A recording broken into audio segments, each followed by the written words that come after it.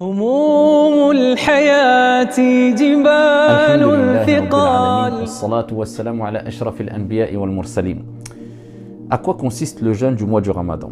Alors beaucoup de personnes pensent que le mois du Ramadan, c'est le mois où on s'abstient de toute nourriture tout au long de la journée, de le Fajr jusqu'au coucher du soleil, tout au long du mois.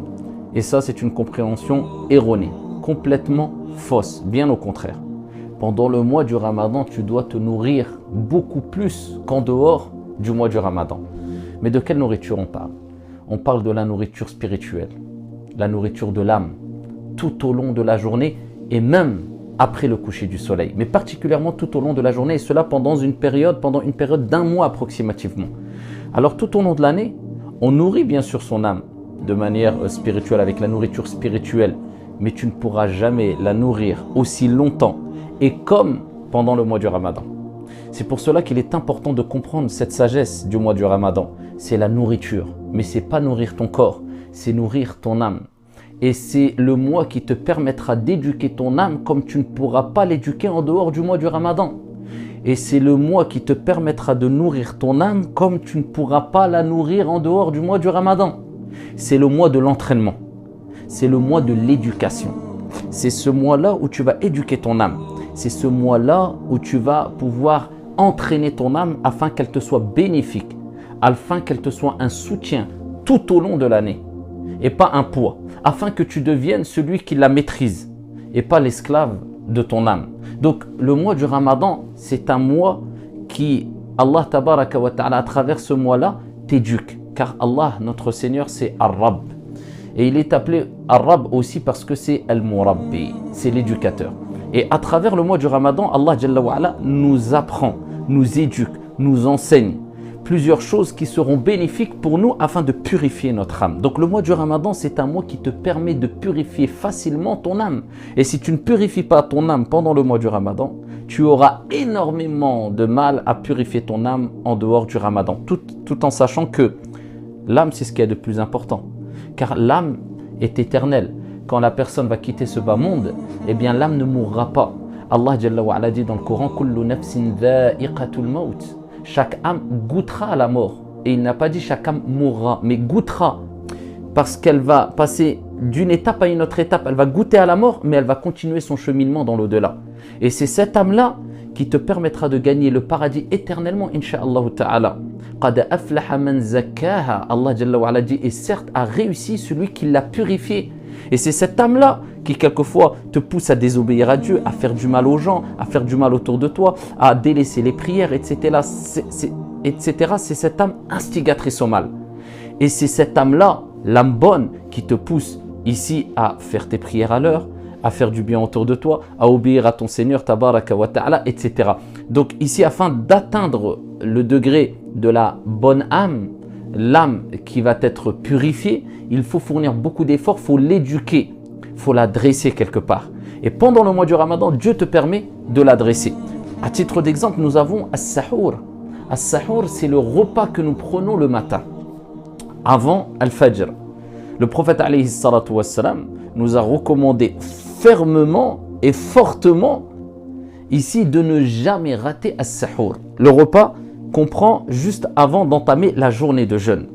Pourquoi il nous l'a recommandé fortement, le prophète alayhi salatu wassalam?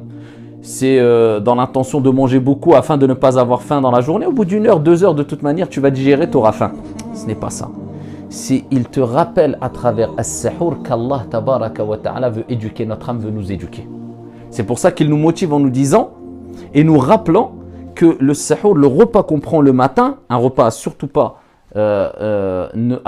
ne surtout pas manquer, eh bien c'est une bénédiction, c'est un repas spirituel avant d'être un repas du corps. C'est un repas de l'âme avant d'être un repas du corps.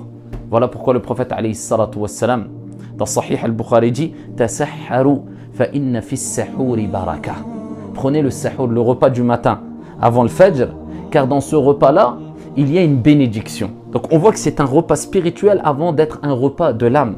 Le prophète alayhi salatu wassalam nous dit « Inna Allaha wa malaikatahu yusalluna ala al-mutasahhirin » kama fi sahih. Dieu et ses anges prient sur celles et ceux qui prennent le repas du matin. Et voilà pourquoi le prophète alayhi salam fait sahih nous dit tasahharu walau bil ma. Prenez le sahur ne serait-ce qu'avec un peu d'eau. Donc le but ce n'est pas de se nourrir de manière excessive avec beaucoup de nourriture, même si c'est avec un peu d'eau. Parce que la sagesse derrière le sahur, ce n'est pas de s'engouffrer ou manger beaucoup ou alors prendre un repas avec excès ou autre ou manger. C'est simplement que tu apprennes et tu éduques ton âme surtout à te lever, pas pour le fajr, avant le fajr, et prendre un peu de nourriture qui, dans cette nourriture, si minime soit-elle, il y aura al-baraka, la bénédiction qui renforcera ton âme et ton corps. Parce qu'il y a une bénédiction dedans. Si minime soit la portion de nourriture ou d'eau que tu vas prendre. Donc Dieu veut à travers le sahur qu'on apprenne à notre âme à se réveiller pour la prière du matin, bien plus que cela, avant la prière du matin. Pourquoi pendant un mois? Si Dieu a fait qu'on jeûne un mois, qu'on éduque notre âme pendant un mois, c'est que cela est suffisant afin d'entraîner suffisamment son âme, afin que tu continues facilement les efforts après Ramadan, si tu as bien éduqué ton âme et si tu as bien compris cette sagesse du Ramadan. Donc celui qui va se lever pour le sahur pendant un mois approximativement, normalement, logiquement, s'il a bien compris ce que je viens de dire précédemment, il a bien compris que c'est une éducation de l'âme, que c'est une nourriture spirituelle, que c'est pour éduquer son âme et qu'il doit fournir et continuer à fournir des efforts en dehors du Ramadan. En dehors du Ramadan, ça sera beaucoup plus facile pour lui de se lever avant le Fajr. C'est pas pour le Fajr, c'est pas après le Fajr, avant le Fajr. Afin de ne pas rater la prière de le Fajr et afin, pourquoi pas, de ne faire que 2 rak'at de Qiyamul Layl qui te prendra quelques minutes avant le Fajr.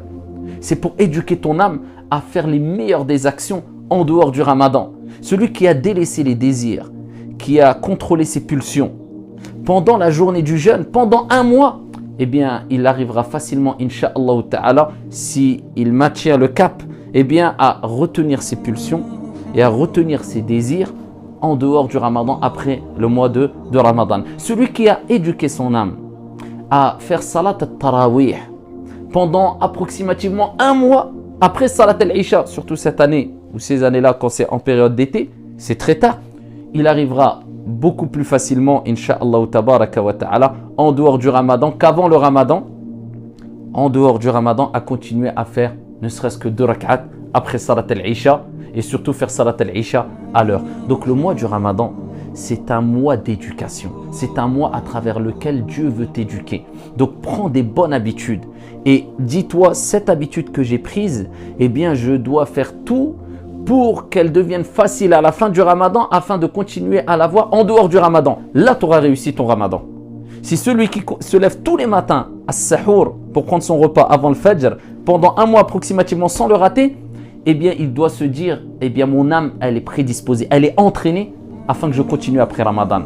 Celui qui a fait beaucoup d'efforts pendant Ramadan, il doit continuer ses efforts en dehors du Ramadan en se disant, ça y est, mon âme, elle a été éduquée, elle a été entraînée, donc je peux vraiment continuer à faire mes efforts en dehors de Ramadan. C'est ça vraiment le mois du Ramadan. Si tu as compris cela, eh bien à toi de mettre un programme régulier, si minime soit-il, afin d'éduquer ton âme et afin de poursuivre ses efforts en dehors et au-delà du mois de Ramadan. Qu'Allah tabaraka wa ta'ala accepte notre jeûne, fasse de notre jeûne ici une réforme pour nos âmes et qu'Allah Jalla wa Ala nous accorde régularité et constance pendant le mois de Ramadan et en dehors du mois de Ramadan. Wallahu alam, alhamdulillahi rabbil alamin.